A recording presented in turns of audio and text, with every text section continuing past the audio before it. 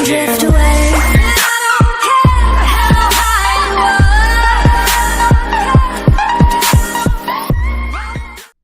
Alright guys, so the video got cut off, so just gonna lead the video out with this. Biggest thing about tech school people don't know is you will still be marching everywhere you go. So that's a big thing, a big misconception. A lot of people think that, you know, you're out of BMT, you don't have to worry about it. Well, you'll still have to do it. That's just it's just what it's gonna be. So, you know, during the duty hours, you're gonna be marching as a flight because you have 100 people on your team. So the teams are gonna be broken up into two. So you have 2 flights inside that team, pretty much just like at BMT. And another thing is, you will be getting drug tested throughout the whole portion of, it'll be random drug screenings is what they're going to do. They're going to be like, all right, so I had to do it like 2 times. So nice part is you get to get out of training day for that, well, at least portion of it. But the bad thing is you have to walk yourself all the way back over to where you were at. So, yeah, so that's just that. So let's go ahead and get this video started. What is up guys, Ben back at you. So I'm just going to do a little video here, kind of give you guys just a brief overview, not going too in depth, but you know, just give you a brief overview of Security Forces Tech School. Alright, so you just joined up, now you're getting ready to go to basic, and afterwards you got a job for Security Forces, so you want to know what you're going to be doing. Alright, so basically, the tech school is not too bad. It will physically challenge you a little bit. So if you're struggling with BMT fitness, you're definitely going to struggle here because they kick it up a notch. So what's going to happen is your first week there is going to be called SAT week. SAT week is basically nothing but just briefings all day, every day, and you're going to get your MREs issued to you, you're going to get your rucksacks issued to you. Also, another thing to note is you are going to be doing accountability every single night. So what this means is just for this week. For this week, you're going to be doing accountability every single night. So basically, I believe it's at like 5 o'clock or something like that. So like 1300. You have to do, messed that one up. But yeah, about 5 o'clock every night, you're going to be going to accountability. That's just for them to make sure that you're still there. Now, you're still going to be, now when you get to tech school, you're still going to be in ABUs, you're still going to be in uniform, you'll not be allowed to go off base until you get ITP. Now, it kind of depends with ITP when you get it. It all depends on your MTL. Your MTL will give it to you. Some people have waited until basically Camp Bullis to get ITP. Other people, like us, we got ITP after 3 weeks, I believe, of being there. So it was actually pretty nice. Now, once you get ITP, you're allowed to go off base. You're allowed to wear civilian clothes around instead of having to wear a uniform all day long. So after your first week, you get that out of the way. It's no big deal. So then you're going to go into, the curriculum's changed a little bit, so all the weeks are going to be kind of mixed up from what it was for when I went through, but you're doing the same things. So they might be in different orders, but needless to say, they're all going to be the exact, you're going to be doing the same stuff. The only difference is, so for me, my first week went into it was, went into doing CADM stuff. So we went straight to CADM every day. We did, basically what you're going to do is you're going to do a sit-down class for your M9, your M4, your 203 grenade launcher, which I think you guys won't be doing the grenade launcher anymore. I'm pretty sure they got rid of it. So basically you're going to do a class day on all this. So they're going to teach you how everything works, how to do it all, and et cetera, et cetera. Then you're going to go into the next day, which the next day you're going to actually go out and fire these weapons. And so you're going to get, I believe it was like 15 or 30 rounds for practice, just to, you know, kind of warm you up and especially for the M4 too, because they're going to do that. So now they're going to use that time to zero in your rifle, and then after that, you're going to go into another, I believe, 30 rounds for qualification for it. So you can get. This is the time when, if you want to get double marksman, like I did, this is the time to do it, because, all right, so you have to get marksman in BMT to get double marksman, because when you go to the tech school and you qualify on the M4, it does not count because you're using a red dot. So you have to get marksman in BMT, and then you have to get marksman on your M9, and then you can rock that nice little marksman ribbon with the bronze oak leaf in the middle of it, you know. So you're gonna do that on like the first week-ish, and you're also gonna do maybe the 203 grenade launcher. I'm not sure if you guys still do that, but if you do, you're actually gonna do the class and shoot that on the same day. You're also gonna be eating MREs for lunch for those days, the whole time you're at CADM. So then your next week, if it's still the same for you, you're going to go into shooting your M249 and your 240 Bravo. So basically we do one class day on each weapon system, and then we go into, then we actually go where Camp Bullis is to go shoot those weapon systems. So you go out there, it's a big field, you'll fire 200 rounds out of each one. It's actually really fun because you actually get to shoot full auto, and it's a blast. So then after that, we went into history week. So history is just the whole history of security forces. So it's all about the career field. That's all you're gonna do. So then you're gonna just have classes every day, and then at the end of the week, you're going to have a you're gonna have a test on it. So you know you gotta. So that's another thing. You're gonna have academic portions of this career field or this tech school, and then you're also going to have a big physical aspect. So you got to be able to perform on both to get good. And I'm gonna recommend it now. Do good.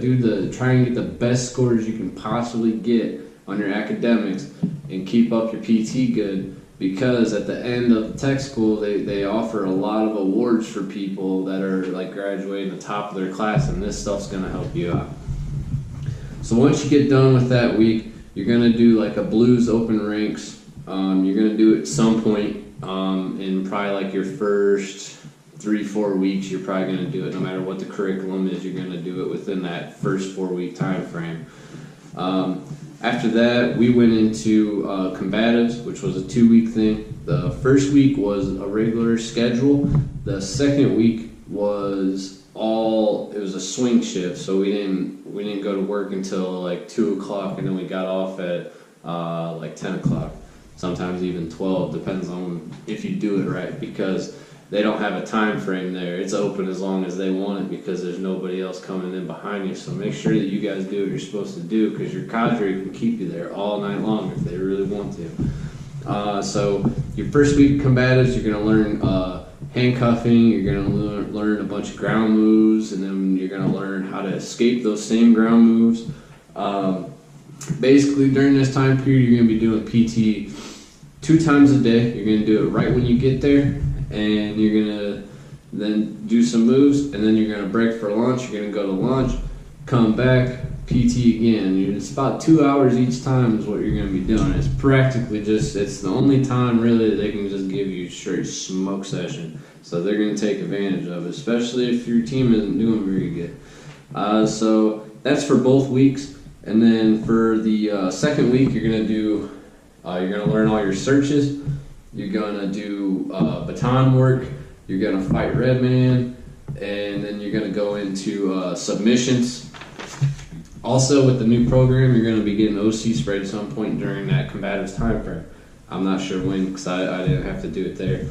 So then the next week, I went into week 6, Deadly Force. So when you go into Deadly Force, you went through, the clearing and the safety of the M9 and M4. You went over that all again. You go through radio operations, call signs, how to call in reports properly, And then you also go into challenging personnel and how to challenge somebody out of a vehicle, how to challenge somebody that's just standing in an open area. And then on top of that, you're going to go through a bunch of shoot, don't shoot scenarios.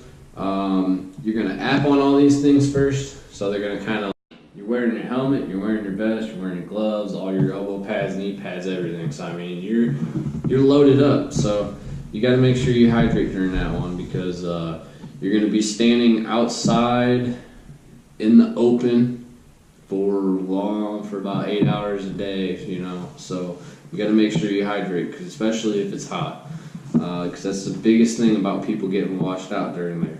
And another thing that's a really big thing, if you don't want to get paperwork, weapon safety. Remember your weapon safety, because if you don't do it right, they will write you paperwork while you are at Camp Bullis. You'll get some LORs out there if you do not have your proper weapon safety. So what you do, Washback Mountain, you go into tactical moving. So basically it's just shoot, move, communicate is what you're doing. It's going to be a team of 4. So you're going to be paired up 2 and 2. First 2 are going to run up to somewhere, clear it out, hold it down. Next 2, and then you're going to call back to the next people, have them run up, they move up, and then, you know, etc. You're just going to leapfrog over each other until you get to where you need to go. Plus, you're also going to be shooting sim rounds, which there's going to be people out there and targets that you have to shoot, and then there's going to be Op 4, which are just a bunch of instructors, and that's just their job, is just to light you up. So make sure you're doing everything right, and you won't get lit up. So that's like your first week there. And then you have 2 more weeks at Camp Bullis. So you're going to do your tactical moving PC.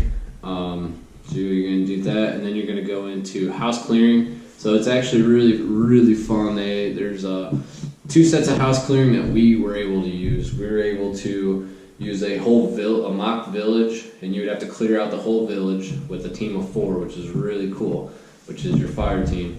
And then there's also another one, which was actually a real-life kill house setup that you got to move through the whole house, and you had to clear everything out and everything like that. So it's a blast. I had the most fun of all tech school was at Camp Bullis. It was amazing. So you're going to do that. You're going to PC on tactical moving. You're going to app on your house clearing, and then you're going to PC on your house clearing. You're going to app on active shooter inside of a house. So the only difference is, instead of going in and clearing every single room like you would in house clearing, when you have an active shooter, you move direct to threat. You just push through, you do a quick scan of every room that you go to, and then you just keep on pushing until you find that threat. So that's going to be your big difference between the two. Otherwise, it's practically the same thing. So then you're going to PC on that stuff.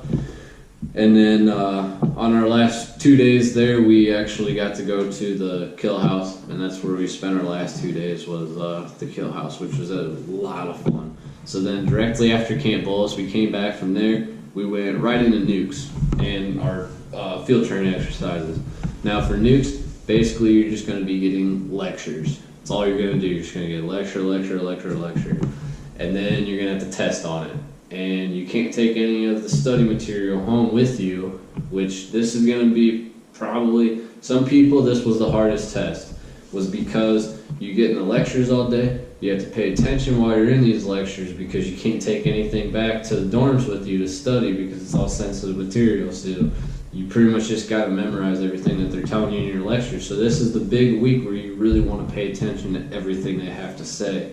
So once you get done with that, we went into FTXs. Now, I thought field training exercises were actually a lot of fun, because we got to get broken up into 2 groups. So you had the people that were running it, and then you had people that were playing as like the opposition, which was a blast, because you get to do both, and it's just a lot of fun. So we do vehicle searches. We do that at Lackland, and then you go into area building searches. And we actually did that at Medina. So basically what you're going to do there is you're just going to go into a building, and you're just gonna practically just toss a room and try and find firearms that they have hidden in the room, or knives or anything like that. They're gonna have them hidden in all a bunch of odd spaces, and you're just gonna have to find them. So after we did that, and all these are not gonna be in order. So basically, you're just gonna get split up, and they're just gonna be like, all right, you're going to do this, you're going to do that, etc. So then you actually got to do the flight line, which is a lot of fun. You get to have people posted up on the planes, and then you have people posted up in the gate shacks and all that stuff. So it's actually a lot of fun because you actually got people running around. You got to chase everybody down and, apprehend them. And you got to call over the radio, let everybody know what's going on at your position so that they can send somebody out to respond to it. So it's actually a lot of fun. And, they say it's graded, but honestly it's not. It's just basically, hey, just go out there and do it. And then afterwards, they're going to tell you what everybody did wrong, and then that's it. You aren't going to do it again.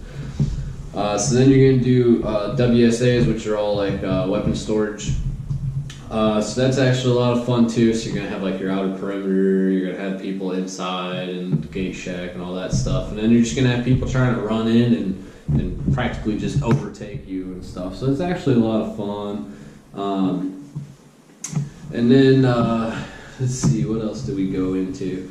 So yeah, we did those, and then we went into, can't remember, we did one more thing while we were there. I think we might have done, and then we did, we had a bunch of people in the, which was cantonment, that's what it was called. Basically, it's just a bunch of people in the mock-up little neighborhood, and we just had people guarding the gates, and then they'd have rioters coming up, or they'd have domestics going on in the buildings, and everybody would have a different job. You'd either be like a gate guard, and you'd have to deal with the rioters, or there'd be people that are the police units that have to go deal with the domestics. It's actually, all of it was a blast. So during the whole FTX, it was all a lot of fun. But while you're doing your FTX, you're going to be on swings also, because everybody that's doing deadly force in the prior weeks, they're there during the day, so you're going to be there at night. So it's actually a lot of fun because you get to do all this stuff at night. During the summer, it kind of sucks because the mosquitoes are absolutely horrible out there, but other than that, it's not too bad. So basically, once you get done with that, you're going to start out. You're hitting week 14. It's graduation week. So basically, what you're going to do is you're going to go in. You're going to graduate. Once you get done graduating, you're going to do. For us, it was 2 days of out processing, to where we had to go to a bunch of different places and just do a bunch of out processing, and you get your orders and whatnot. At graduation, so you will not have your orders prior. But one good thing is, let's see here, around week 3, you'll be able to go into your virtual portal, and you'll actually be able to see a soft cut of your orders of where you might be going and getting stationed at. So that's a good thing to look out for. So during week 3, you can get on there and it'll show you a projected duty station, which mine was spot on, and just about everybody else's was spot on. So you got that, and another thing to know. All right, you're gonna be doing PT twice a week. You're gonna be getting up at 04 to go do PT twice a week. You're gonna do them 3 times a week. You're gonna do it Monday, Wednesday, and Friday. So that's not too bad. It is what it is. You just wake up, walk out, go do it. It is what it is. Another big thing about tech school that a lot of people never knew